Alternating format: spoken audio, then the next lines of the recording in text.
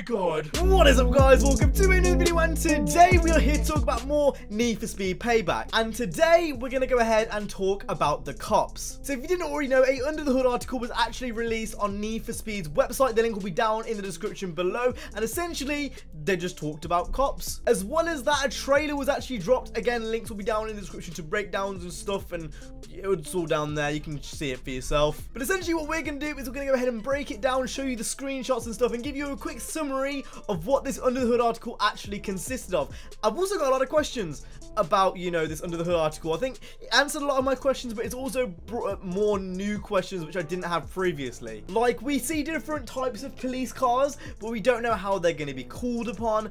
We don't know, you know, how the bait crates essentially operate. We don't know if a heat system's coming back as such. We don't really know if, you know, you're going to get impounded for being, you know, busted. We don't know if you're going to get fines, etc. And these are a few things which even I'm confused upon. But anyway, we're going to see if we can suss it all out and just talk about this topic and see, you know, what is truly going on with the cops in this game. So let's go ahead and bring up the text and read what they actually had to say for themselves. Cops and Need for Speed go hand in hand. If there's one thing that we've been hearing during the development of Need for Speed Payback, it's that you want cops. You want the high-speed, adrenaline-filled pursuits that the Need for Speed series has been known for. So that's exactly what we're going to give you. How can you say Ghost don't listen? It makes no sense to me. No sense. They then went to talk about some of the maneuvers the cops would try on you if you got into a pursuit. So, you know, this time round, cops would try to box you in. You know, they're not just going to be like Need for Speed 2015's police were, where they were pretty much brain dead. And if you scroll a bit down, the article gets really interesting because they actually talk about the types of cars that are going to be in the game. Now, we don't know if any of these cars are tied to heat level as such. We don't really know how this is going to work. Like, for example, in Most Wanted 2005, rhinos were very random. I think after like heat level 3, maybe 4 it was, they just come randomly at you, and you'd either have an SUV light or an SUV heavy. That's how it worked back in the old games.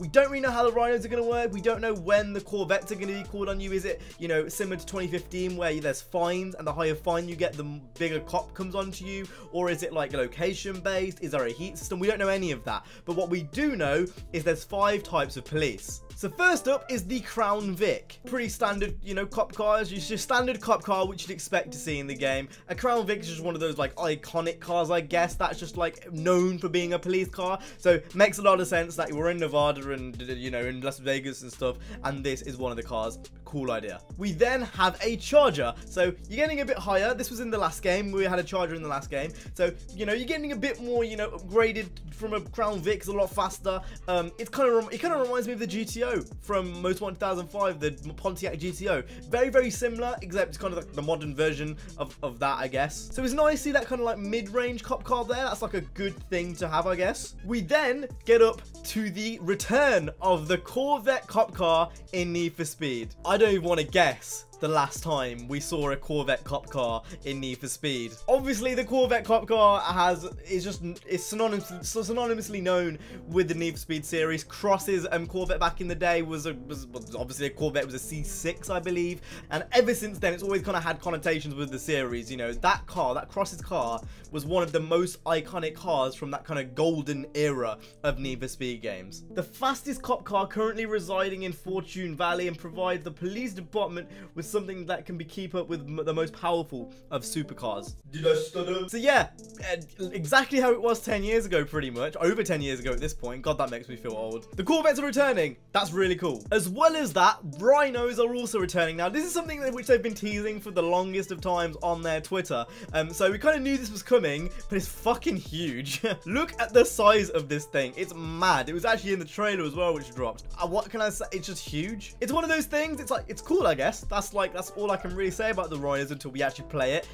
It looks pretty big. It looks like a rhino. And then finally, police helicopters are also back. Again, it's been a while since we've had police helicopters in a Need for Speed game. I think it probably would have been no, it would have been Rivals, actually. It would have been Rivals.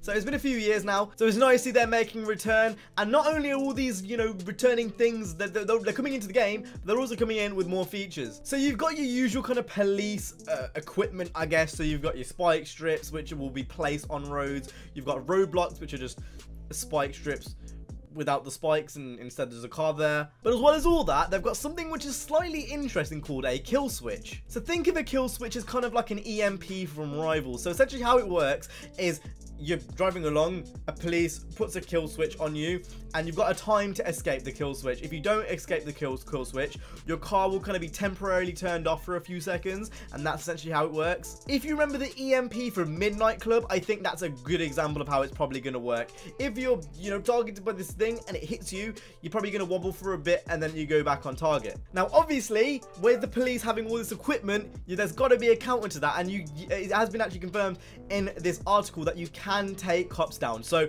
again, not sure if there's going to be pursuit breakers, not sure if there's going to be in real life, you know, like elements that allow you to take down cops, or whether you just ram them, but you know, through some means you will be able to wreck a cop car. Not a clue how that's going to work, especially with the rhinos. I imagine they're probably going to take a lot of ramming to, you know, kill. That's interesting to see, and I can't wait to see more information about how you're actually going to disable them, because, you know, everything that's kind of been announced has kind of been announced with, like, it's still got some breathing room around it.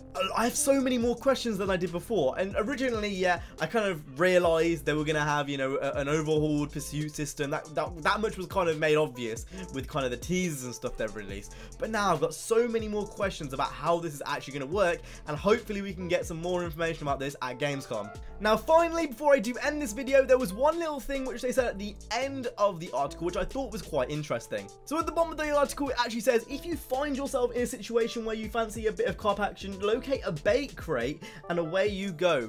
Kind of reminded me of the loot crates from the Crew's What I'm Calling All Units expansion. Essentially, once you have triggered one of these bait crates in the open world, you will immediately start a cop chase. If you escape the chase, you will win some type of big reward. If you find yourself busted or run out of time, you go home with nothing. So again, putting emphasis on like stakes and high stakes, very similar to other Need for Speed games.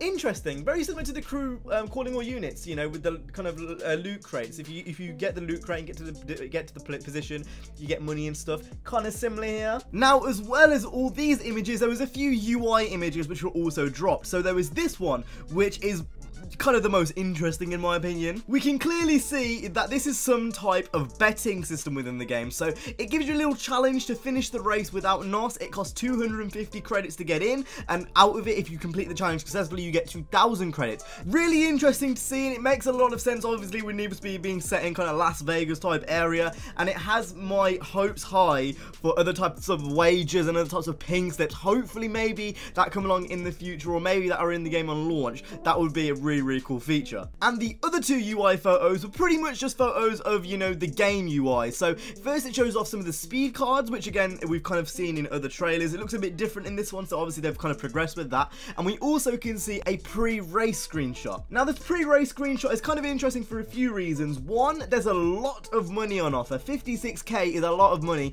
especially if we're going off how much you used to get per race in Need for Speed 2015. We can also see that there's a Porsche 1010 double cab pickup, which is pretty cool. I have no clue what that is. I mean, you can also see that you have the option to change car if you want to. That's also pretty cool. And that's it for cops in this Under the Hood article. What do you guys think? Have you guys got more questions than answers? Let me know down in the comment section down below. Hopefully some of this confusion is cleared up at Gamescom, and hopefully we can get answers for you guys. But I'm pretty happy with it. There's a lot of questions I have in my head which I would like to be answered sooner rather than later. But I've got to say, I'm happy with, you know, what they've announced. It's pretty cool to see that cops are going to make a major return in this game, and I'm getting real strong, like, Most Wanted vibes, like getting real strong Carbon vibes, even Hot Pursuit 2010 vibes. That game was great for cops, and I feel like I'm getting that kind of vibe from this. Fun fact before we end this video, Carbon was actually supposed to have EMP grenades in the roadblocks, but that was taken out because of development purposes. I'm not sure if I even mentioned that in the documentary, but that was actually a thing, if you didn't already know. Anyway, with that being said, I hope you guys enjoyed this video. If you did, make sure to go ahead and hit the like, subscribe. I'll see you guys in the next one. You guys have an awesome, stay safe, and peace.